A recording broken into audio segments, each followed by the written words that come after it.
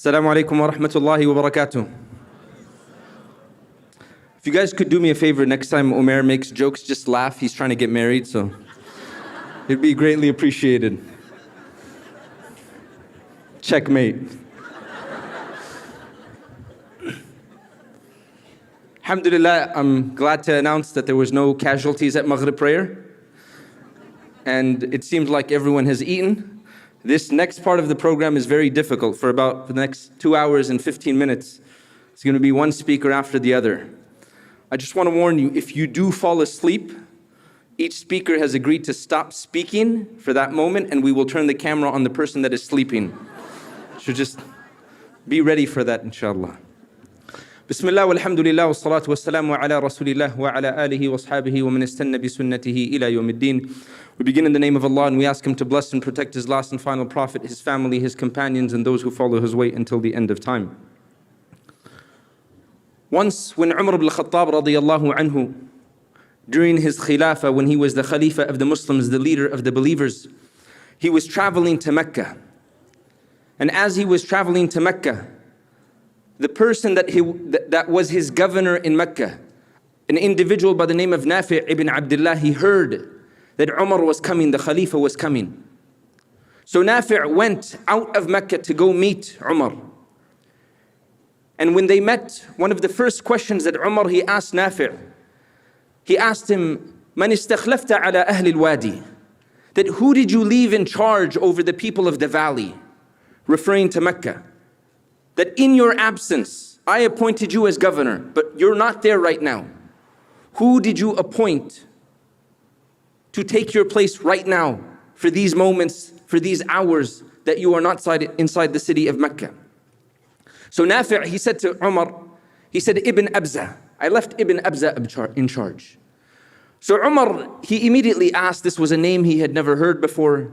He said, Waman Ibn Abza? Who is Ibn Abza? So Nafi', he said, Mawla min mawalina. He's one of our freed slaves. Now Umar was confused. He said, Istakhlafta alayhim mawla? That you left a freed slave in charge over the people of Mecca.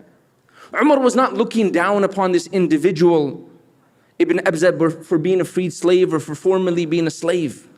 But he understood that the people of Mecca were fairly new to Islam.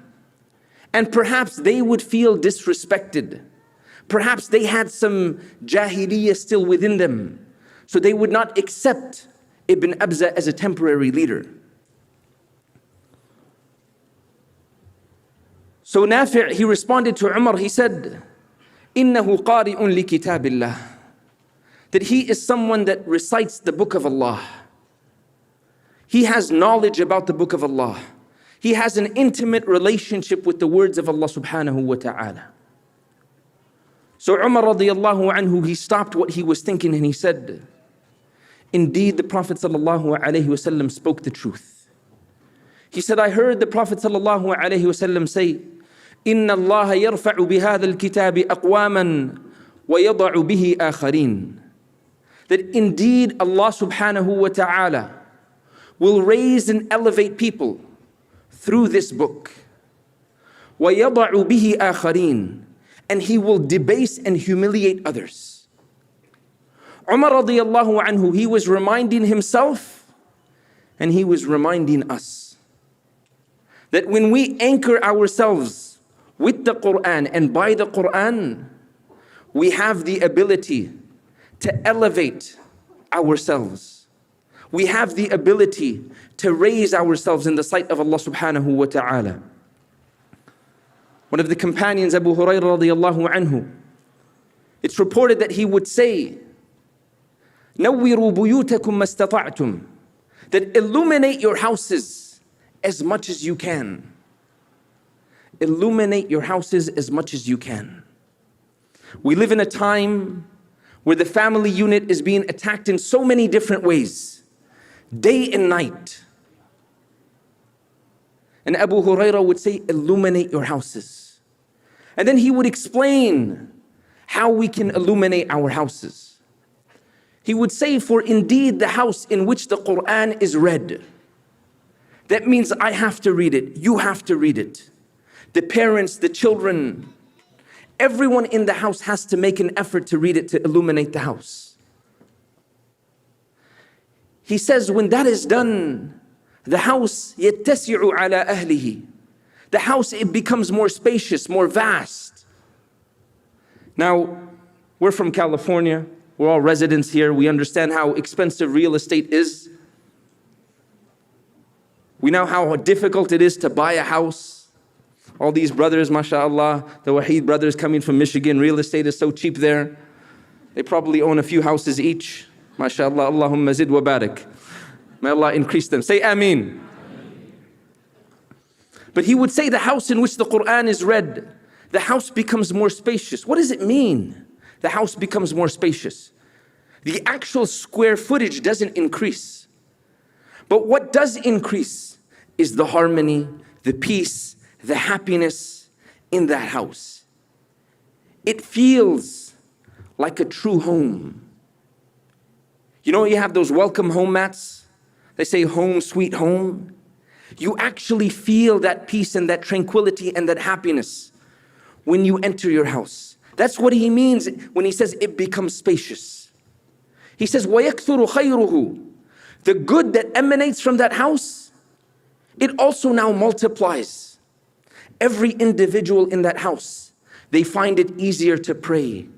They find it easier to do all the things that are pleasing to Allah.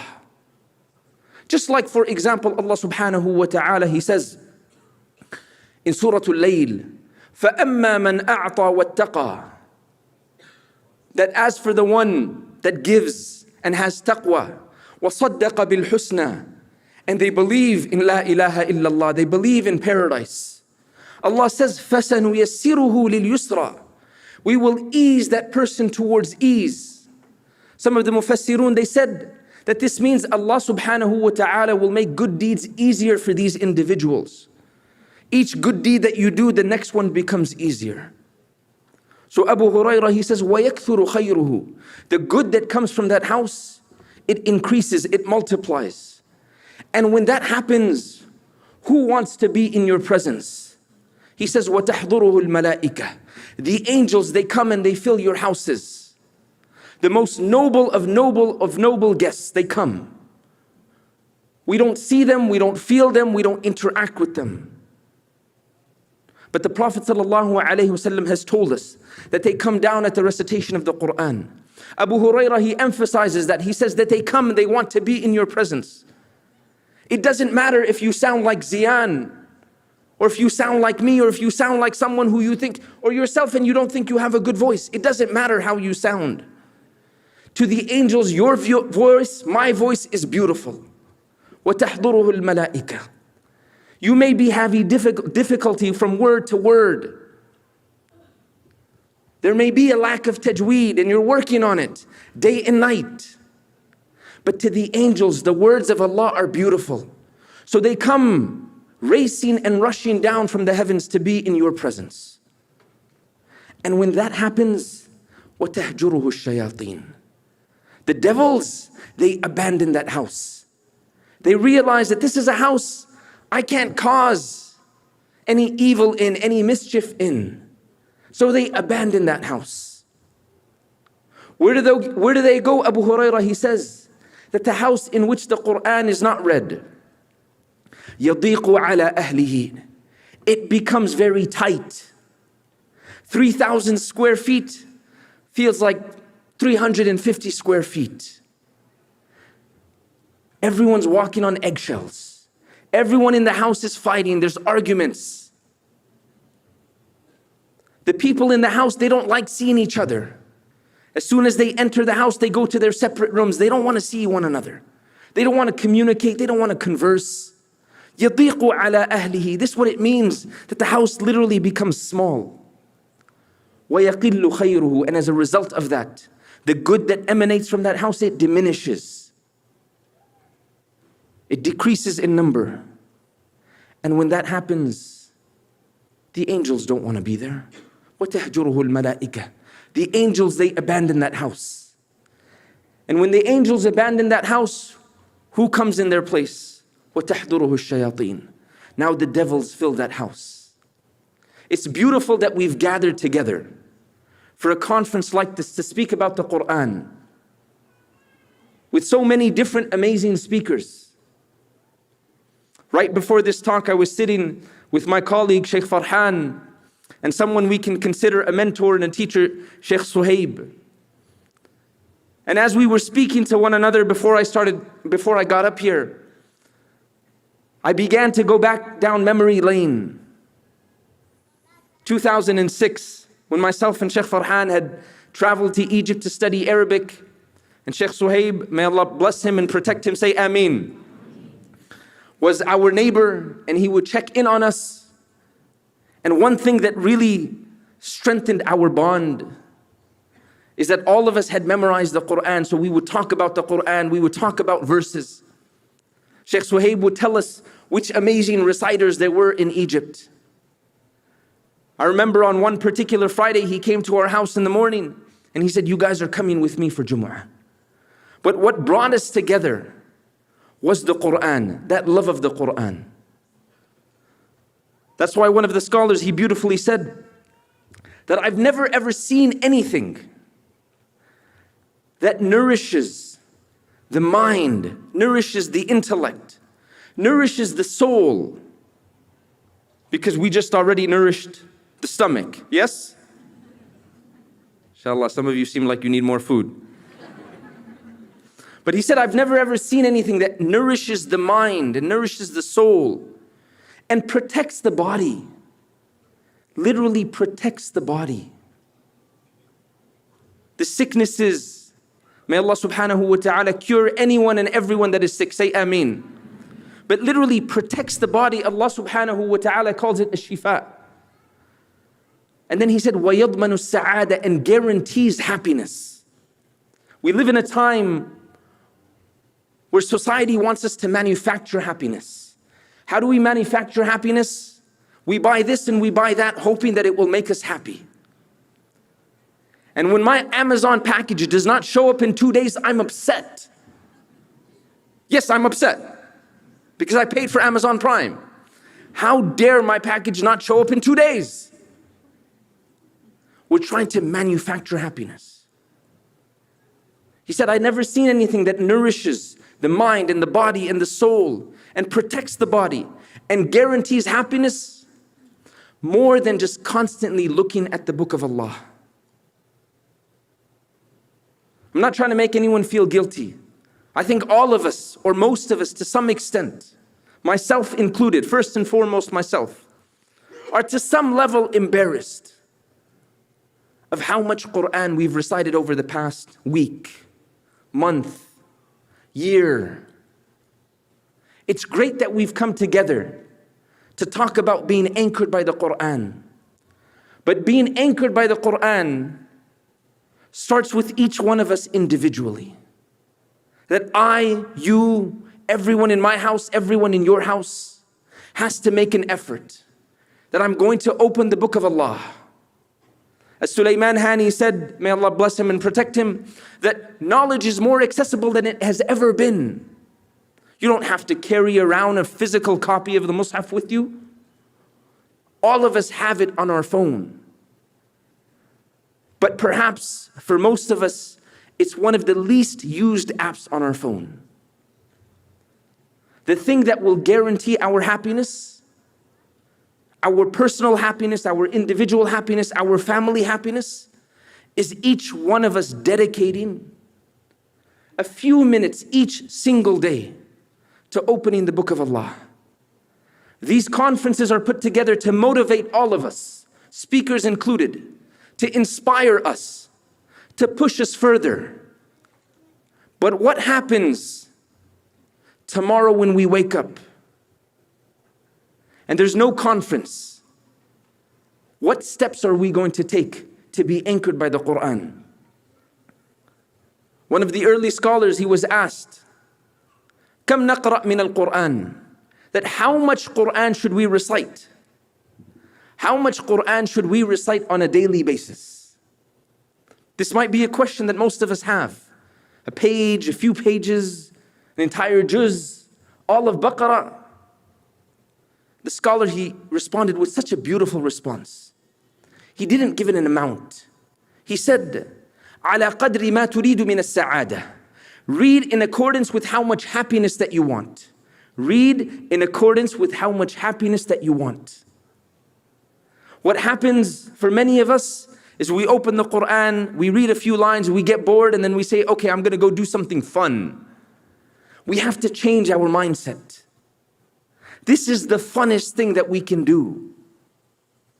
We just have to build a relationship. And once we build that relationship, we will begin to feel that joy and happiness.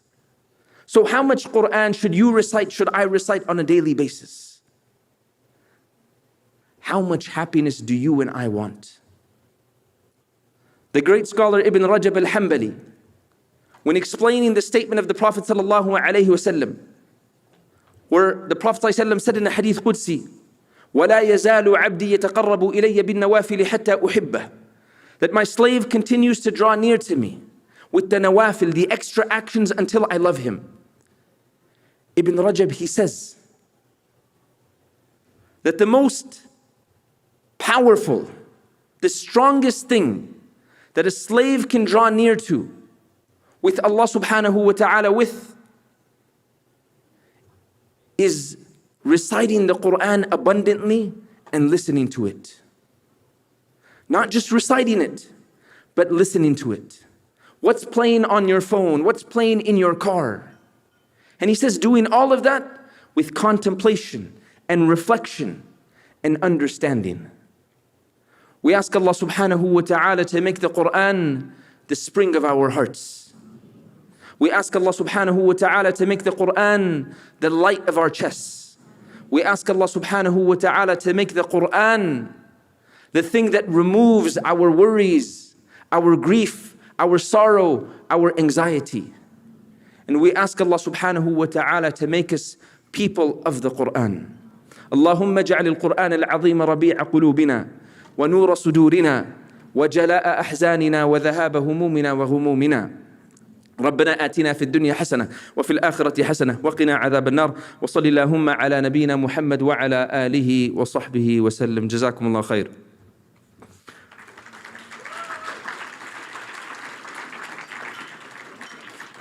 I got one more thing.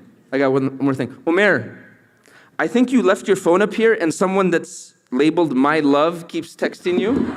So,